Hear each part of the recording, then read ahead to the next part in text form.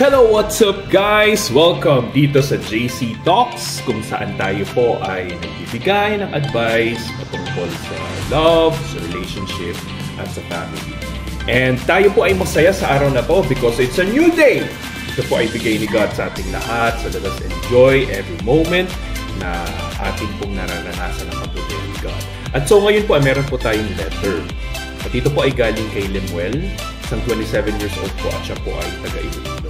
So, basahin po natin lahat ito ngayon.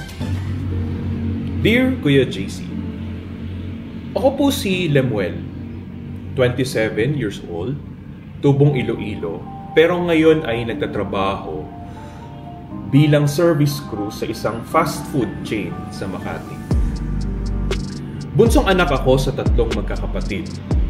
Noon, pangarap kong maging guro.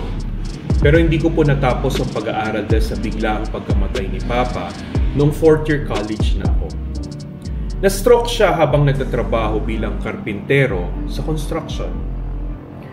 Pagkatapos noon, ako na ang tumayong haligi ng pamilya. Nagtrabaho ako sa Maynila para masuportahan sina mama at ang mga kapatid ko. Wala naman akong reklamo, Kuya JC. Basta para sa kanila, gagawin ko ang lahat. Pero heto ang masakit. Habang nagpapadala ako buwan-buwan, unti-unti kong napapansin na hindi na ako halos nakakausap ni Mama. Madalas daw siyang pagod. Tapos, nalaman ko mula sa kapitbahay namin sa Iloilo na laging nasa sabungan ang panganay kong kapatid. Yung isa naman, lagi nasa computer shop. Nang kinumpronta ko sila sa video call, ako pa ang napagsabihan na masyado akong nagmamalinis. At hindi ko raw alam ang hirap nila sa probinsya. Hanggang sa isang araw, pinadala ko lahat ng natira sa sahod ko para makabayad daw ng utang si Mama. Nang ako naman ang nangailangan kasi nagkasakit ako at na-confine ng 2 araw, wala man lamang akong natanggap kahit piso. Umiyak na lang ako sa ospital. Ako na nga lang ang lagi nagbibigay, ako pa ang iniwang walang-wala.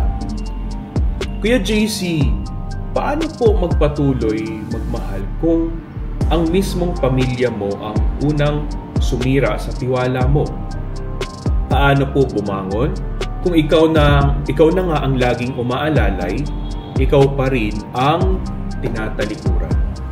Lubos na gumagalang, Lemuel. Lemuel, alam mo, ramdam ko ang bigat sa bawat salitang sinulat mo.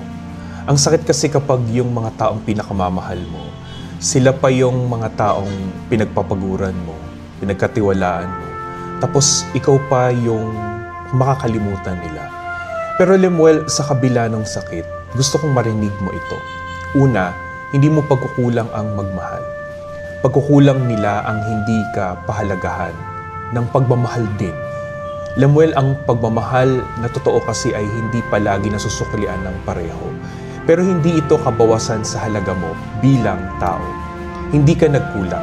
Sila ang hindi marunong magpahalaga.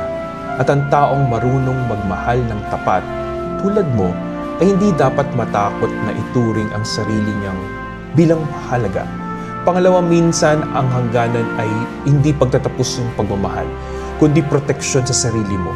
Hindi mo kailangang putulin ang relasyon mo sa pamilya mo, pero may karapatan ka, sa totoo lang, na magtakda ng hangganan.